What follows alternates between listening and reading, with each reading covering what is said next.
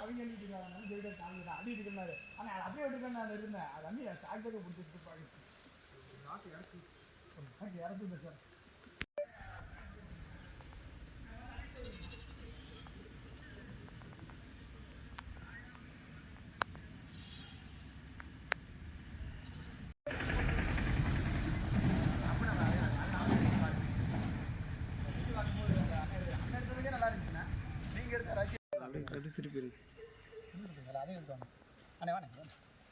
நீங்கள் பார்க்க வேண்டியது இல்லை ஈஸா வழி.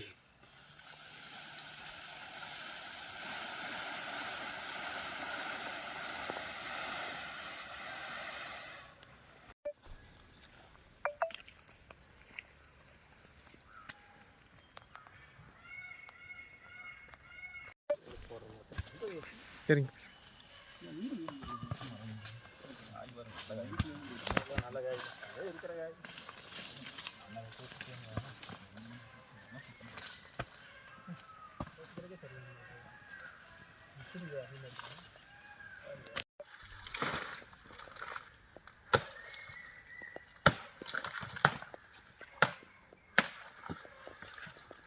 நிறைய இருக்கு. தூக்கி காட்டு அண்ணே, தூக்கி காட்டு. கீழே போட்டு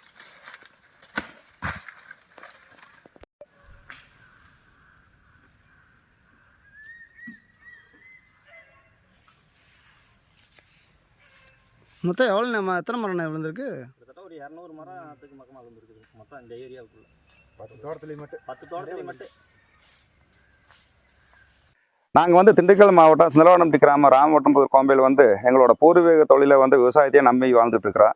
நேற்று இரவு வந்து எதிர்பாராத விதமாக சூறாவளி காற்றோட மழை வந்து அதில் வந்து பாதிப்பை வந்து தென்னை மரம், மாமரம், பலாமரம், வாழை மரம், பனை மரம், நிறைய மரங்கள் வந்து எங்களோட வருமான இழப்பை வந்து ஏற்படுத்தி விட்டுச்சு. அதுக்கு வந்து கவர்மெண்ட் சார்பாக எங்களுக்கு வந்து உரிய இழப்பீடு கொடுக்குமாறு வந்து விவசாயிகள் சார்பாக கேட்டுக்கொள்கிறோம்.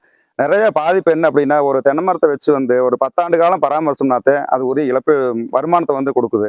அப்படிப்பட்ட மரங்கள் 20 ஆண்டு காலம் வருமானம் கொடுத்துச்சு. இன்னும் வந்து அந்த மரம் வந்து 70 ஆண்டு 50 ஆண்டுக்கு வருமானம் கொடுக்கக்கூடிய மரங்கள் வந்து நிறைய சார்ந்துருச்சு. எங்கள் தோட்டத்து ஏரியாவில் சுமார் ஒரு 200லேருந்து 250 மரம் வந்து விவசாயிகள் வந்து ரொம்ப பாதிப்படைந்துச்சு. அதுக்கு உரிய இழப்பீடு வந்து விவசாயத்துறை சார்பாக, தோட்டக்கலை சார்பாக வந்து அரசாங்கம் வந்து எங்களுக்கு கொடுக்குமாறு எங்கள் விவசாயிகள் சார்பாக வந்து நாங்கள் கேட்டுக்கொள்கிறோம்.